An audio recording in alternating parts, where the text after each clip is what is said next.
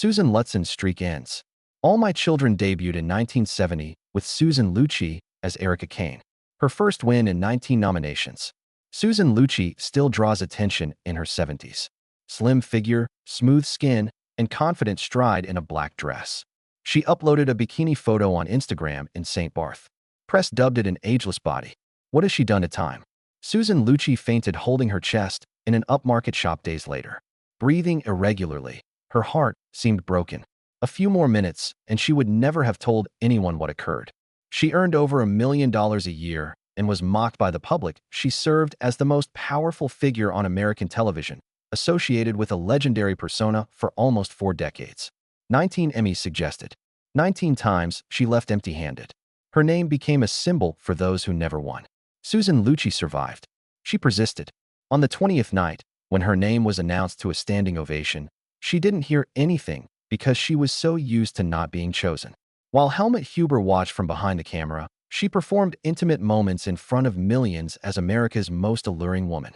The abrupt cancellation of All My Children, the series she had worked on for 41 years, nearly ended her career. However, at 78, Susan Lucci still shines and dances the cha-cha. Vitality, not just beauty. Vitality gained via real agony, not only on stage. This heart was nearly halted by disease and lost its 52-year-old companion. The story is not about celebrity. The story is about survival. About a woman who kept rising. To remind the world she's still alive and unfinished. Early life. Susan Lucci was a tiny girl who kept moving before she could belong before becoming a TV icon. She was born in 1946 in Scarsdale, New York, to working-class parents who were not actors. Victor Lucci, her Italian father, was an iron worker and building contractor. Jeanette Granquist, her Swedish mother, was a surgical nurse who knew how to keep calm in life-or-death situations. They didn't promote success or dreams. They taught with calm presence, calloused hands, and silent evenings without complaint despite tiredness. Susan grew raised in such constant stillness and learned early that lasting things don't need to be loud. The family moved from Yonkers to Elmont, then Garden City.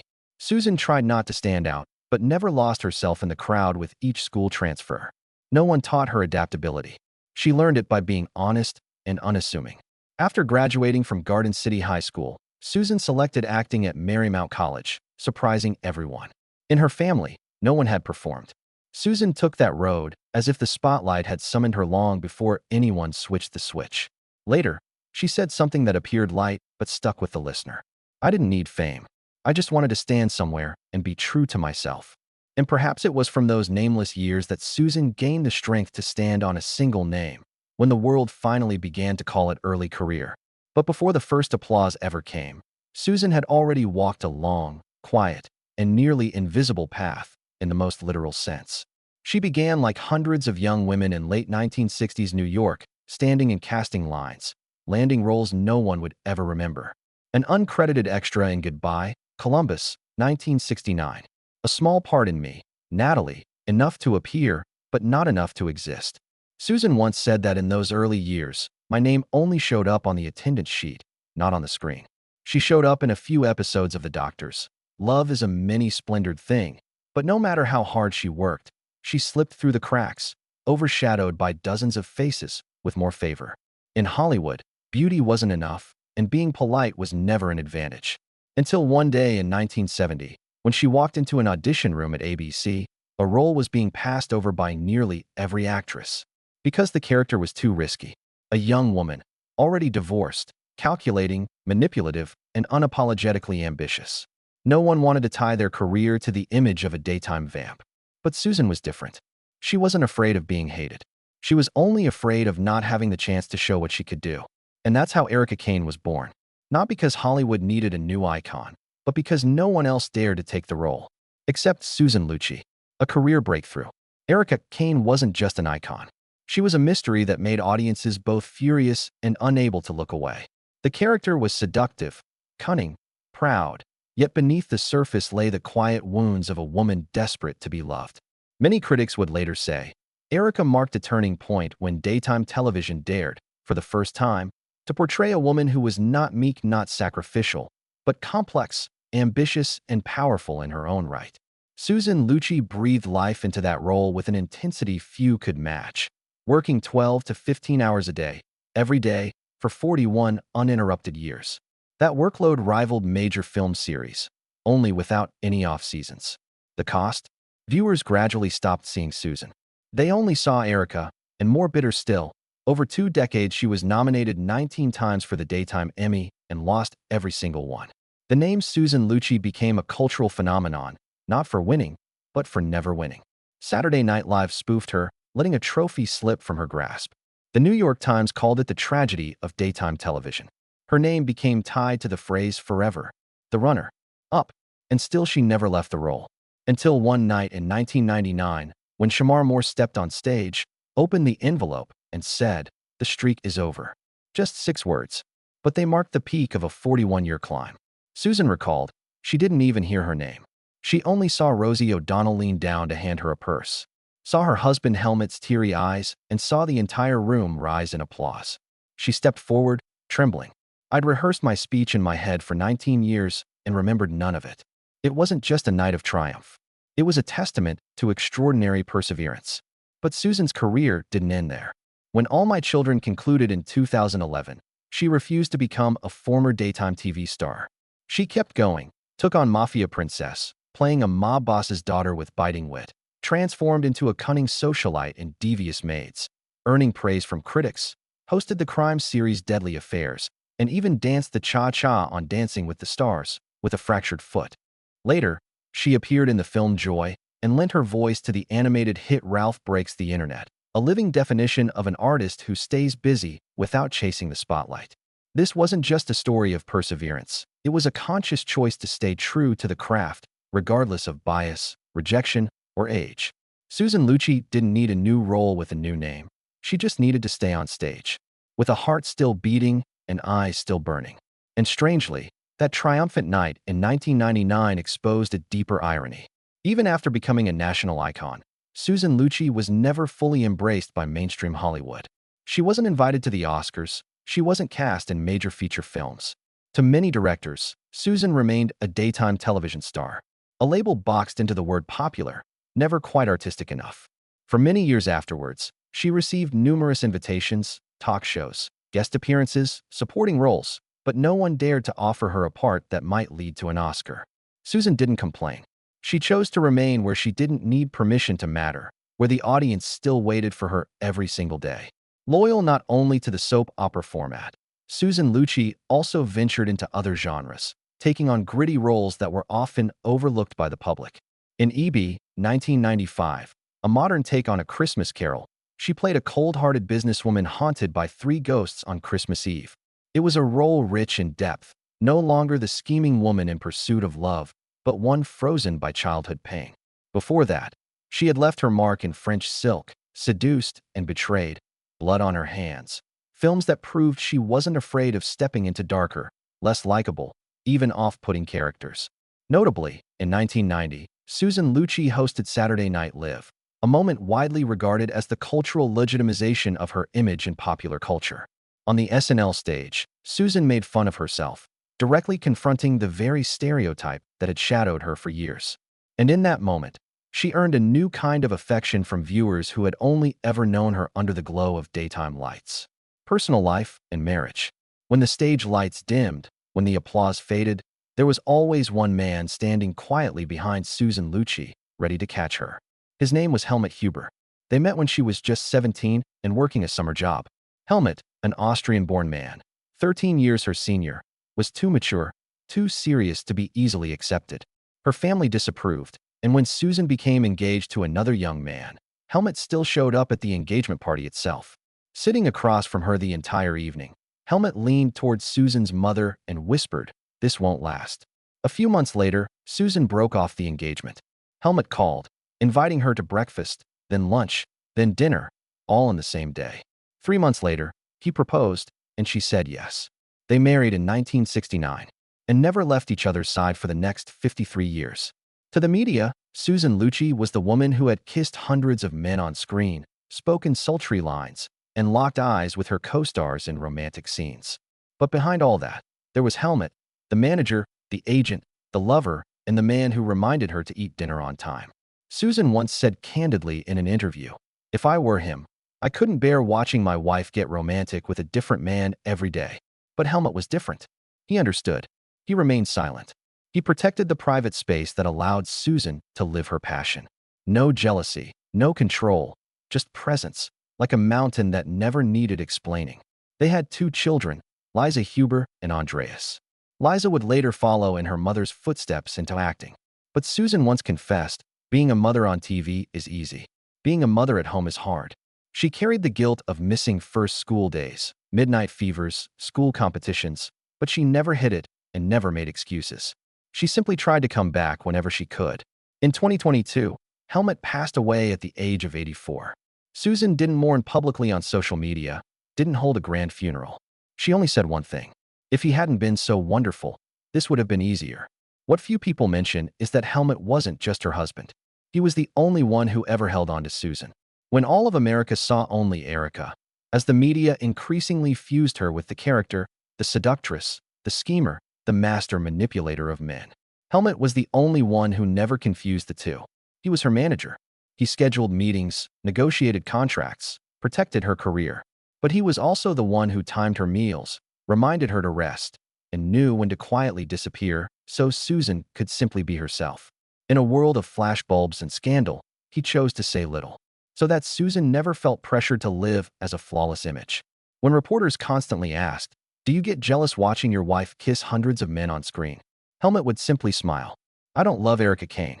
I love Susan," before anyone even knew who she was. And as Susan once admitted, while the world blurred me into a character, he was the only one who always knew who I really was. As one of the most familiar faces on American television for over 4 decades, Susan Lucci never found herself at the center of a major scandal or the subject of a tabloid expose like many of her peers. But that didn't mean she was immune to prejudice, gossip, and the quiet, bitter whispers that followed her throughout her career. From the early years of All My Children, her role as Erica Kane became an excuse for both audiences and tabloids speculate about her private life. She was labeled the queen of daytime love scenes, constantly appearing in romantic, intimate moments, kissing, embracing opposite dozens of male co-stars, all while her husband, Helmut Huber, was the man behind the scenes managing her career. People couldn't help but wonder, how could that man possibly stand it? Susan didn't dodge the question. She answered candidly in a 2005 interview. In real life, Susan also became the subject of speculation about plastic surgery. Her smooth, glowing skin in her 70s led the media to repeatedly suggest she had undergone extensive work, especially after a series of bikini photos went viral on Instagram in 2020. She didn't hide, but she didn't boast either. "I've had Botox, but just a little," she said. "I believe in clean eating, Pilates, and keeping a positive mindset. That's what keeps me young, not my skin." Even in her career, there were times when Susan was dismissed because she came from daytime television. Hollywood long viewed soap operas as a second-tier art form, and many top directors had little interest in casting her in feature films. But Susan never tried to force her way into places that didn't want her. "I stayed where I knew the audience was still waiting. And to me, that has always been enough." Legacy and influence. Some people measure their careers by the number of trophies. Susan Lucci, she's measured by the change she left behind. The role of Erica Kane once divided America. A young divorced woman, calculating and unapologetic, she stood in stark contrast to every ideal female character on 1970s television. But instead of being rejected, Erica became a phenomenon. TV Guide named her the greatest character in daytime television history, and by 1991, Susan Lucci had become the highest-paid actress in the genre, earning $1 million a year, an unheard-of figure in soap opera history. But what truly pushed Erica Kane beyond the screen wasn't her episode count or paycheck.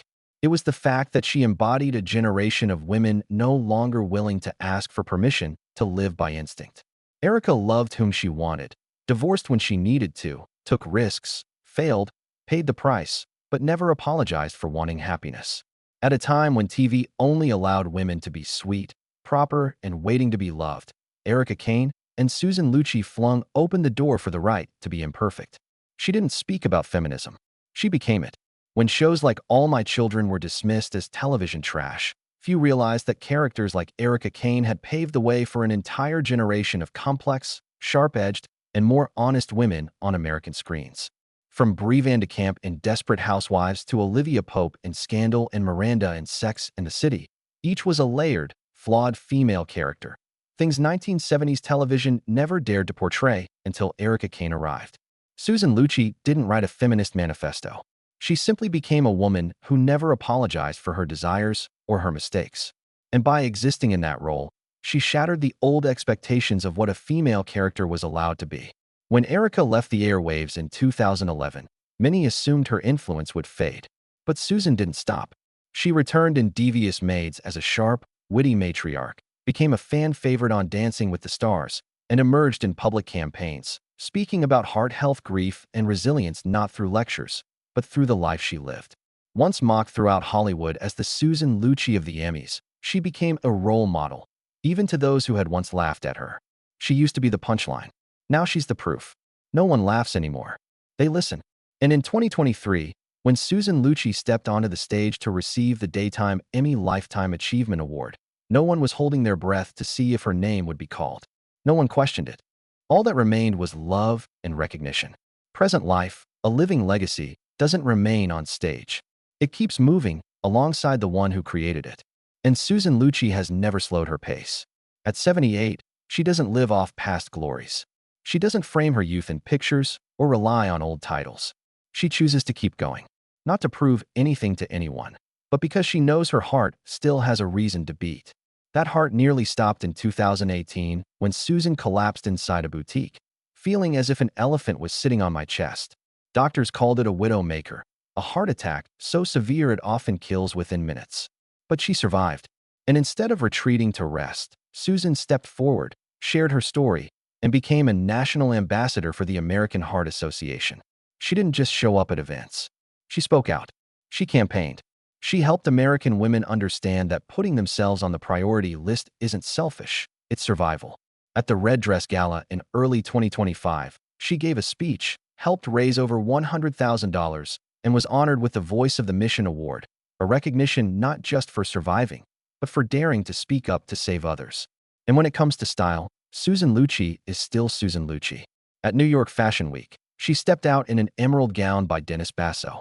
Her stride steady, her smile effortless. Cameras didn't stop flashing, not because of her age, but because of the energy she radiated, defying every expectation of what aging should look like.